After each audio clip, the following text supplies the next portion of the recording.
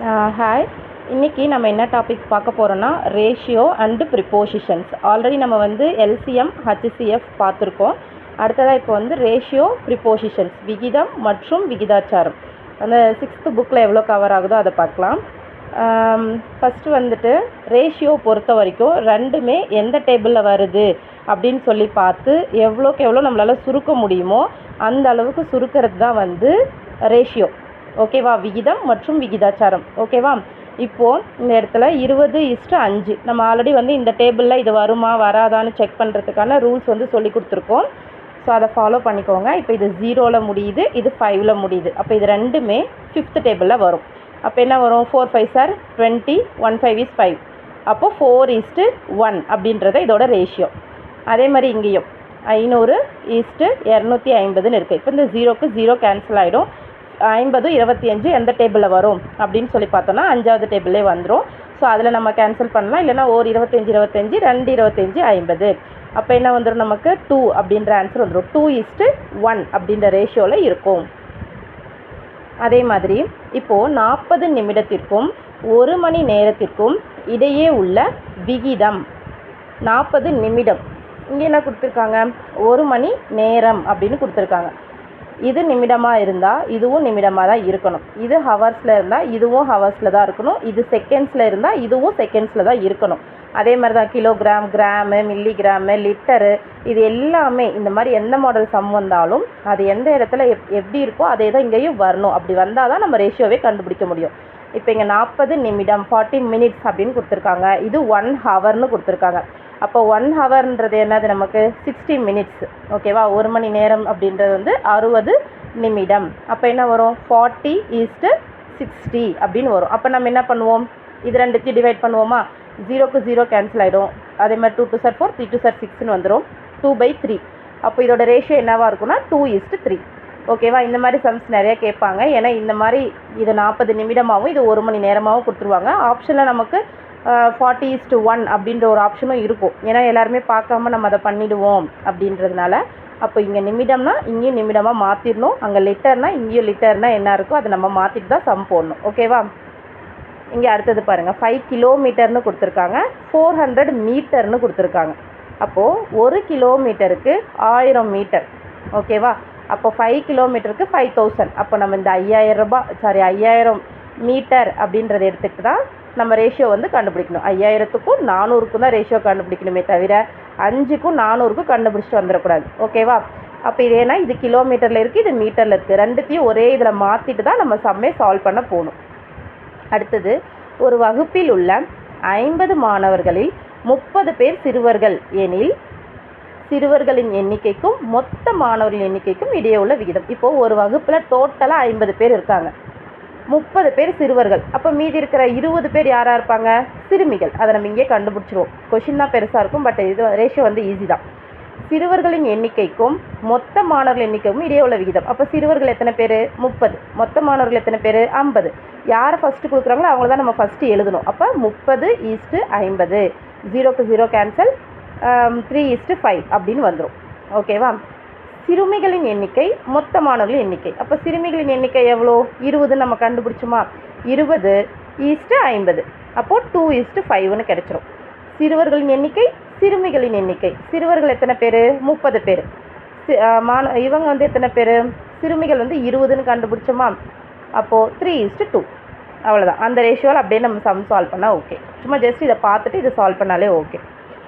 இந்த மாதிரி சம் தான் வந்து ரொம்ப இம்பார்ட்டன்ட். ஏன்னா இதுதான் வந்து நிறையா இதில் கேட்பாங்க. ஓகேவா? இந்த சம் பொறுத்த வரைக்கும் குமரனிடம் ரூ 600 உள்ளது. ஒருத்தர் வந்து 600 வச்சுருக்காங்க. அதை வந்து விமலாக்கும் யாழினிக்கும் இடையில் 2:3 அப்படின்ற ரேஷியோவில் அவர் பிரித்து கொடுக்க போகிறார். இந்த அமௌண்ட்டை 2:3 அப்படின்ற ரேஷியோவில் பிரிக்க போகிறாங்க.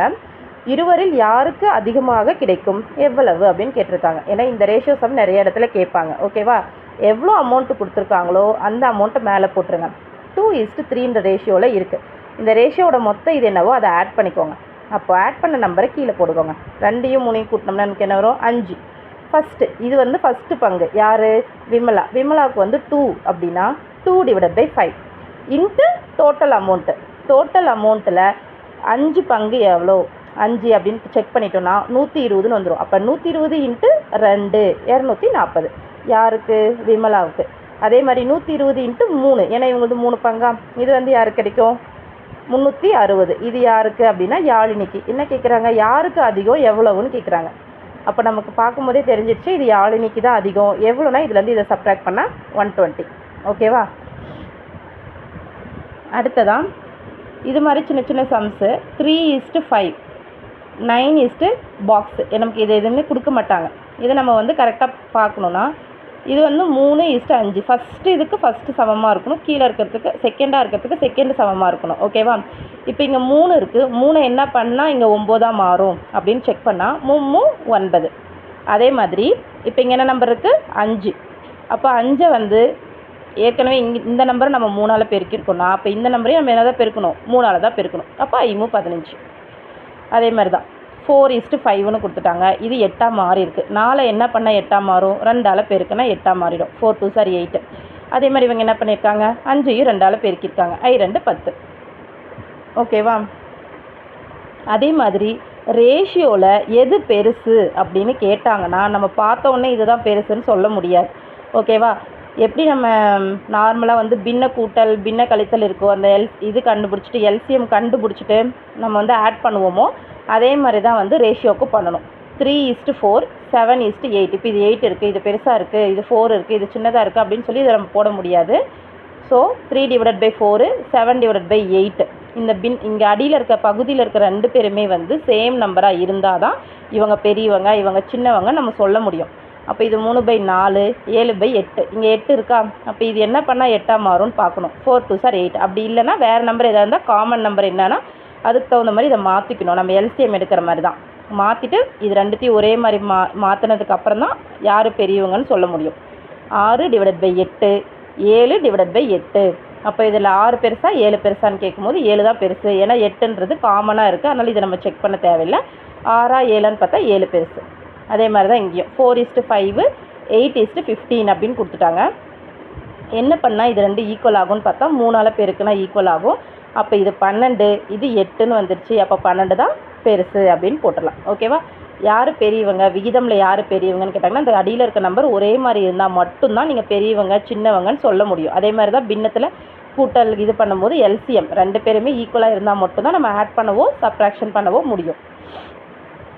அடுத்தது 4:5 என்ற விகிதத்தில் 27ஐ பிரிக்கவும். இப்போ நம்ம அந்த அமௌண்ட் கணக்கு பார்த்தோம் இல்லையா? அதே மாதிரி தான் 4:5 ரேஷியோ கொடுத்துட்டாங்க. ரேஷியோட வேல்யூ என்னது? 9. இந்த 2 பேர்த்தையும் ஆட் பண்ணால் 9 கிடைக்கும். 9ல் 4 பங்கு எவ்வளோ? 27. அந்த 27 போட்டுட்டு இது அப்படியே எழுதணுன்னா 9 9 9 27ன்னு வந்துருமா? 4 12. அப்போ இவங்களோட அமௌண்ட் 12, இவங்களோடது வந்து 15. இப்போ இது ரெண்டுக்கு கரெக்டான செக் பண்ணணுன்னா இவங்க 2 பேர்த்தையும் ஆட் பண்ணால் நமக்கு 27 கிடைக்கணும். ஓகேவா? 3, 9, 4, 12 ஆகிய எண்களை பயன்படுத்தி விகித சமமாக உள்ள இரு விகிதங்களை எழுதுக அப்படின்னு சொல்லிட்டாங்க. இப்போ இதை நமக்கு பார்த்தாலே தெரியுது. 3 9 ஒரே டேபிளில் வரும், 4 12 ஒரே டேபிளில் வரும். 3/9 4/12 கேன்சல் பண்ணால் என்ன கிடைக்கும்? 1/3 1/3ன்னு கிடைச்சிடும். ஓகேவா? இப்போ இந்த சம் பொறுத்த வரைக்கும் இந்த சம் வந்துட்டு நமக்கு டைம் அண்ட் ஒர்க் சம்முக்கும் இதே மாதிரி தான் வரும். ரேஷியோ சம் இந்த மாடல் அதுலேயும் கலந்து வரும். ஸோ ஃபஸ்ட்டு இது நேர் அண்ட் எதிர் விகிதம் அந்த மாதிரி சம்மில் வரும். இப்போது பாரி வந்து 5 இறகு பந்துகளை ஒரு விளையாட்டு பொருட்கள் விற்கும் கடையில் வாங்க விரும்புகிறான். எத்தனை? 5. ஒரு பெட்டியில் 12 பந்துகள் இருக்கும். அதோட விலை வந்து 180 எனில் 5 பந்துகளின் விலை என்ன? மொத்தமாக 12 பந்துகளோட விலை வந்து 180. ஏன்னா ஒரு பெட்டியில் 12 இருக்கும்.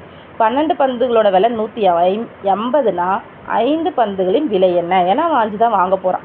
இதை நம்ம வந்து ஃபஸ்ட்டு இதுலேருந்து ஒரு பந்தோட விலை என்னன்றதை கண்டுபிடிச்சிட்டு அப்புறம் அந்த நம்பரால் பெருக்குனா நமக்கு இது கிடச்சிரும். அப்படி இல்லைன்னா நம்ம நேர் விகிதமாக எதிர் விகிதமான்றதை பார்த்தும் போட முடியும். இப்போ பந்துகளின் எண்ணிக்கை 12 பந்துகளோட விலை 180னா 5 பந்துங்களோட விலை என்னது? இப்போ இது நமக்கு தெரியாது. ஓகேவா? இப்போ தெரியாது அப்படின்னால எக்ஸ் போட்டுக்கிறேன். இப்போது பந்துகளோட எண்ணிக்கை வந்து குறையுது. ஏன்னா 12 பந்து இருந்து 5 பந்துக்கு குறையுது. ஏன்னா அதை தான் நம்ம கேட்டிருக்காங்க. அப்போ அதோட விலையும் என்ன ஆகும்? குறையும். ஏன்னா ஒரு பென்சில் 2 ரூபானா 2 பென்சில் 4 ரூபாயாக இருக்கும். அப்போ பென்சிலோட எண்ணிக்கை அதிகரிக்கும் போது அதோட விலையும் என்னாகும்? அதிகரிக்கும். அந்த மாதிரி இங்கே பந்துகளோட எண்ணிக்கை குறையும் போது அதோட விலையும் என்ன தான் ஆகும்? குறையும். அப்போது ஏரோ மார்க் கரெக்டாக நீங்கள் இந்த ஸ்டெப்பை கரெக்டாக பண்ணிங்கன்னா அடுத்த ஸ்டெப் நமக்கு ஈஸி. இந்த ஏரோ மார்க் இப்படி போடுற சம்மில் இங்கே வந்து நம்ம கிராஸாக போடணும். ஓகேவா? 2 பேரும் ஒரே மாதிரி இருந்தாங்க, நேர் விகிதத்தில் இவங்க குறையும் போது இவங்களும் குறையிறாங்க அப்படின்னா நம்ம கிராஸ் மல்டிப்ளிகேஷன் 12 × x 180 × 5 அப்படின்னு போட்டுடணும். அப்போ 180 × 5 டிவைடட் பை 12ன்னு போட்டோன்னா அதோட ஆன்சர் என்னது 75ன்னு கிடச்சிரும். ஓகேவா? இதே வந்துட்டு நம்ம இன்னொரு மெத்தடில் எப்படி கண்டுபிடிக்கலாம்னா 12 பந்து 180னா ஒரு பந்து எவ்வளோ 180 டிவைடட் பை 12 ஈக்குவல் டு 15. ஓகேவா? 5 பந்தோட விலை என்னது? ஒரு பந்தோட விலை 15னா 5 பந்தோட விலை 75. ஓகேவா? இதை விட இது நமக்கு ஈஸியாக தான் இருக்கும். உங்களுக்கு எது ஓகேவோ அதில் பார்த்துக்கோங்க. அதே மாதிரி தான் இங்கேயும் ஒரு சூடேற்றி 40 நிமிட 3 அலகுகள் மின்சாரத்தை பயன்படுத்துகிறது. ஒரு சூடேற்றி ஓகே ஏதோ ஒரு இது 40 நிமிடத்தில் 3 அலகுகள் 3 யூனிட் கரண்ட் வந்து யூஸ் பண்ணுறாங்க. ஓகேவா? 40 மினிட்ஸில் 3 யூனிட் 2 மணி நேரத்தில் எத்தனை அலகு? அப்போ 2 மணி நேரம் மேலே இருக்கிறது நிமிடம், ரெண்டுத்தையும் நம்ம மாற்றிட்டு தான் சம் சால்வ் பண்ணணும். ஓகேவா? இப்போ இது 40 மினிட்ஸ்னா கீழே இருக்கிறதையும் மினிட்ஸுக்கு மாற்றணும். 2 மணி நேரம்னா 2 × 60 120. நிமிடம் வந்து இன்க்ரீஸ் ஆகும்போது கரண்ட்டோட யூனிட்ஸும் என்ன தான் ஆகும்? அதிகமாக தானே ஆகும். கரண்ட் பில்லும் அதிகமாகும் இல்லையா? அப்படி இருக்கும்போது 40 3 ரெண்டுமே வந்து என்ன விகிதத்தில் வராங்க? நேர் விகிதத்தில் வராங்களா? அப்போ கிராஸ் மல்டிப்ளிகேஷன் 40 × x 120 × 3. அப்போ என்ன வரும்? எக்ஸை மட்டும் இங்கே வச்சுக்கிறோம். 120 × 3 டிவைடட் பை 40. ஒரு 0க்கு ஒரு 0 கேன்சல். 3 12 3 9. மொத்தமாக எக்ஸோட வேல்யூ வந்து 3. ஓகேவா?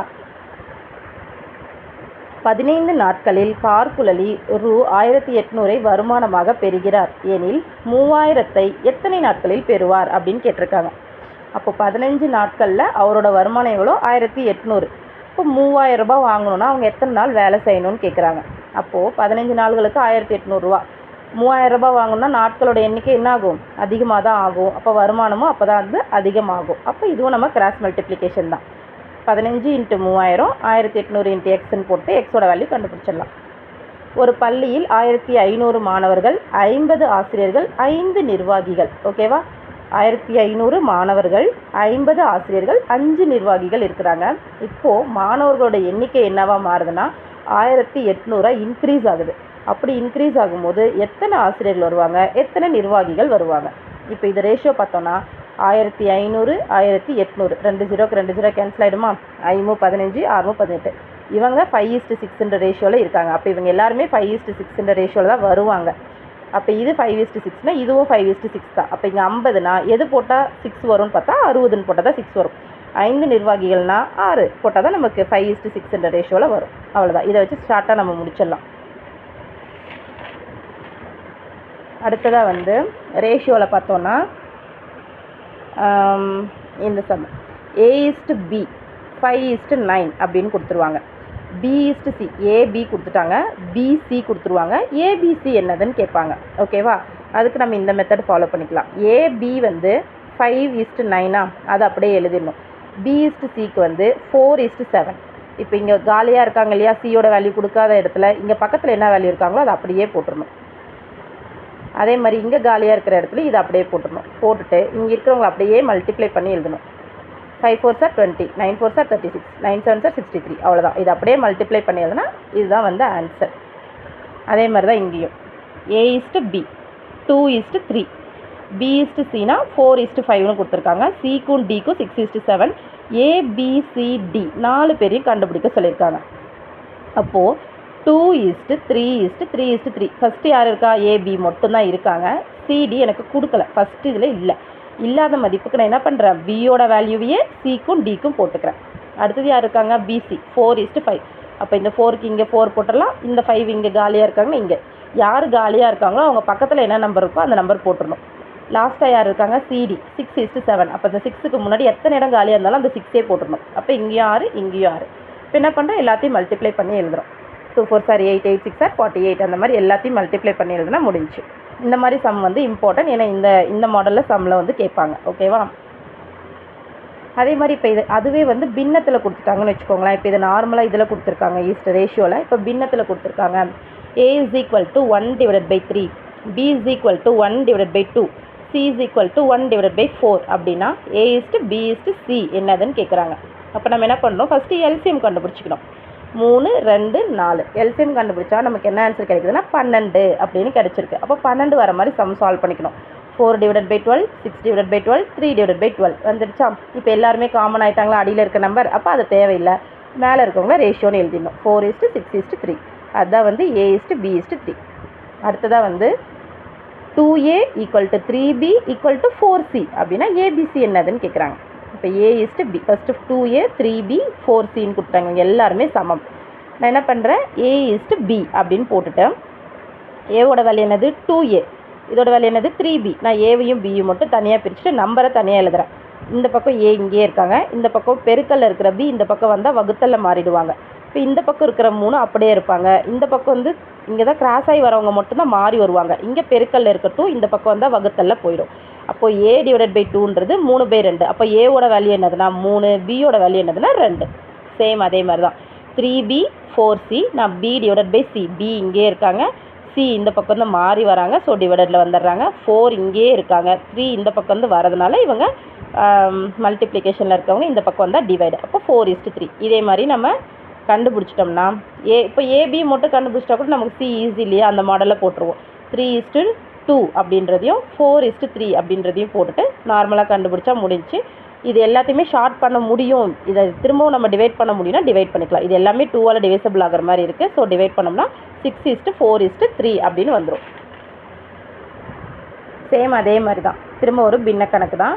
A divided by 3, B divided by 4, C divided by 7 எனில் A plus B plus C. இப்போ நம்ம ஃபஸ்ட்டு ஏபிசியை கண்டுபிடிச்சிட்டு அவங்கள கூட்டிட்டு அதுக்கப்புறம் டிவைடட் பை சியை போட்டு ஆன்சர் முடிச்சிடணும். அடுத்தது இந்த மாடல் சம் வந்து பார்த்திங்கன்னா இந்த குரூப் 1 எக்ஸாமில் வந்து கேட்பாங்க. X is to Y, group 1 இல்லை குரூப் 2 மாடலுக்கு இது கேட்பாங்க. X is to Y 3:4 எனில் 4x plus 5y 5x minus 2y. எக்ஸுக்கு என்ன வேல்யூ 3, ஒய்க்கு வந்து 4. அதை அப்படியே இங்கே சப்ஸ்டியூட் பண்ணிவிட்டு எக்ஸ் இருக்கிற இடத்துல 3யும் ஒய் இருக்கிற இடத்துல 4யும் போட்டு ஆன்சர் கண்டுபிடிச்சோம்னாவே அவ்வளோதான். ஓகேவா? 32:7 அப்படின்றது தான், சின்ன சம் தான். 2:3, 3:4, 4:5, 5 கூட்டு விகிதம். கூட்டு விகிதம்னா கேட்டாங்கன்னா என்ன பண்ணிடணும், நம்ம கூட்டக்கூடாது, பெருக்கிடணும். அதுக்கு ஆப்போசிட்டாக பண்ணிடணும்.